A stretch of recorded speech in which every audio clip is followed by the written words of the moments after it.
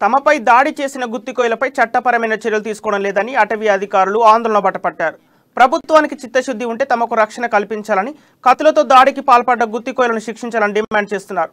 తమకు న్యాయం చేయకపోతే విధులకు వెళ్ళమని అంటున్న అటవీ సిబ్బందితో మా ఖమ్మం ప్రతినిధి Govind face to face. Bhadradri Kothagudem జిల్లాలో నిన్న జరిగిన ఏదైతే ఫారెస్ట్ అధికారి శ్రీనివాసరావు గుత్తికోయల దాడిలో మృతి చెందారు. ఈ నేపథ్యంలో ఈరోజు ఖమ్మం జిల్లాలోని రఘునాథపల్లి మండలం ఇర్లపూడి గ్రామంలో అంత్యక్రియలు ప్రారంభించారు.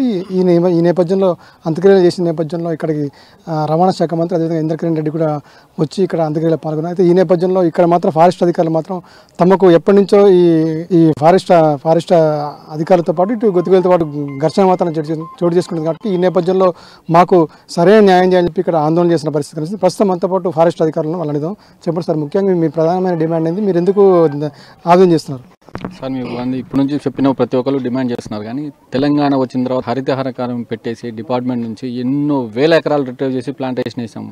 అది ఉద్యోగ భాగంలో ఉన్నాం. ఎంతోమంది తన్నులు తిన్నాం. 2015 ఇన్సిడెంట్ జరిగిలో నేను చనిపోయేవాడిని, నాకు తలబగిలింది.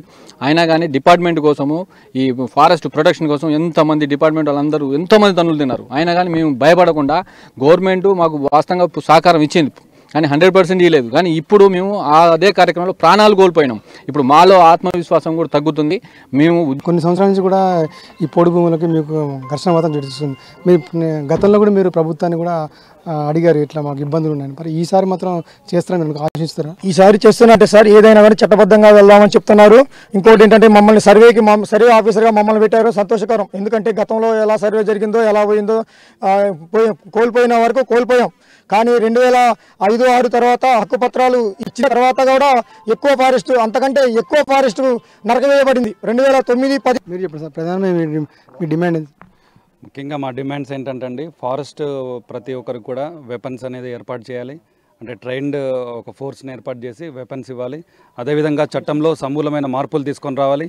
చట్టంలో సమూలమైన మార్పులు తీసుకొచ్చినట్టే అట్లయితేనే ప్రజలకు కూడా భయం ఉంటుంది. ఒక ఫారెస్ట్ అధికారి మీద దౌర్జన్యం చేస్తే మనకి ఏ విధంగా పనిష్మెంట్ ఉంటుంది.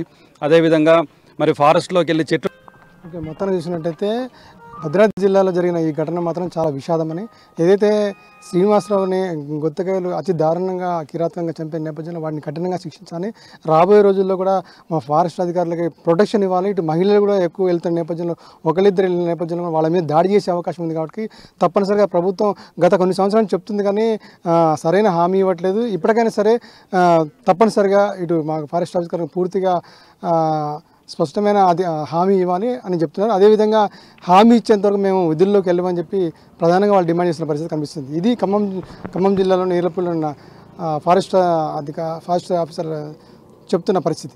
కెమెరామెన్ శంకర్తో గోవింద్, అమ్మా న్యూస్, ఖమ్మం.